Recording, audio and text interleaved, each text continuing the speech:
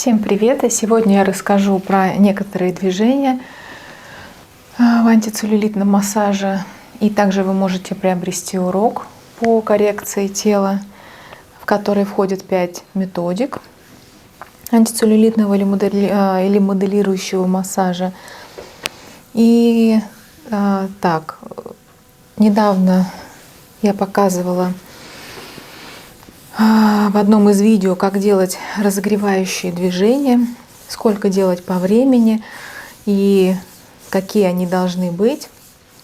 И после таких разогревающих движений наступают такие движения, действительно, которые истинные антицеллюлитные, уже после хорошего разогрева.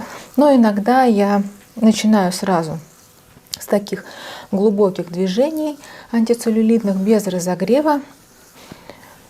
Я считаю, что это и есть разогрев, просто более неглубокие движения вначале я делаю, но потом приступаю уже к более глубокой проработке. Итак, в основном я работаю костяшками в антицеллюлитных методиках. Это способствует такому глубинному разогреву и глубинной проработке. И также я работаю с подкожно-жировой клетчаткой. Эти движения нужно выполнять, когда масла мало. Если его много, можно его убрать полотенцем. Ну а движения, которые выполняются костяшками, всегда лучше выполнять по большому количеству масла, потому что они становятся более глубокими и более продуктивными. Всегда фиксирую, если глубокие движения делаю, чтобы клиент сам себя не фиксировал, начинаю фиксировать зону, в которой я работаю. И не делаю движения длинными. Больно, Кать? Или нормально? Не больно? И смещаю, то есть веду по мышце, и по мышце, конечно, не так может быть чувствительно, и смещаю руку к внутренней поверхности бедра. То есть к внешне это будет неудобно делать, да, и на самом деле, если учитывая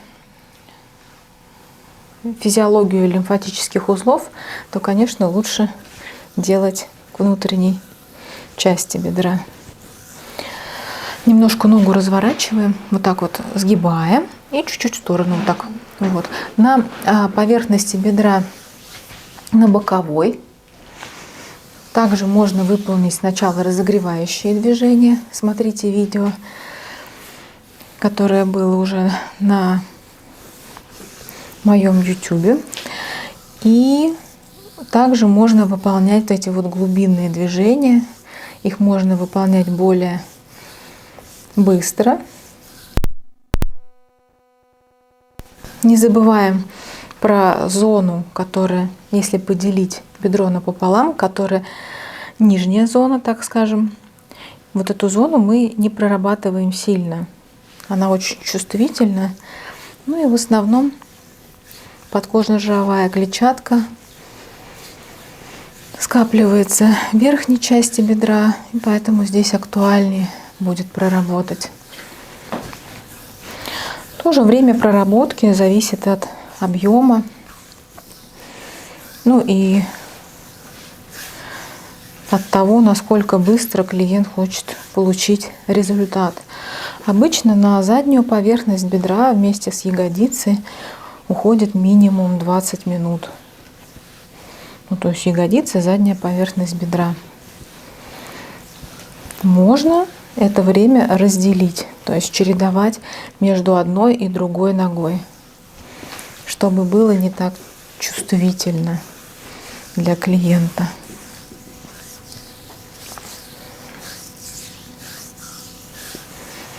Катя, а ты привыкла, да, к массажам, к таким достаточно сильным? Или нет? Мне приятно. А? Не особо. Не особо, но сейчас и не больно, да? Не больно, мне терпимо к боли. То есть ты какой-то момент терпишь, да? Да. То есть сильно, но ты терпишь, получается. Да. И вот после того, как я какое-то время делаю эти движения, я также могу их делать и на икроножные мышцы, те же самые движения, только не так глубоко. Но здесь они будут больше такие выжимающие, без какого-то глубинного разогрева. Вот видите, мышцы в сторону смещаю, больше даже для расслабления. Ну, когда масла остается уже не очень много, можно перейти к таким движениям, которые работают с подкожно-жировой клетчаткой. Здесь тоже важно понимать, чему я обучаю, объясняю это в онлайн-уроке своем. Важно понимать, чтобы не работать с мышцей, а работать именно с подкожно-жировой клетчаткой. И разница здесь в захвате валика и в ощущении.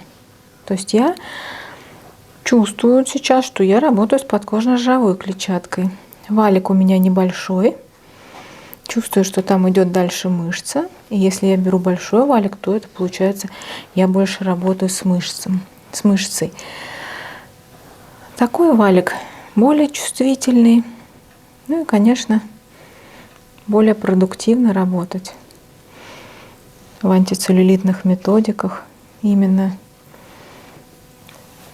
с применением такого валика.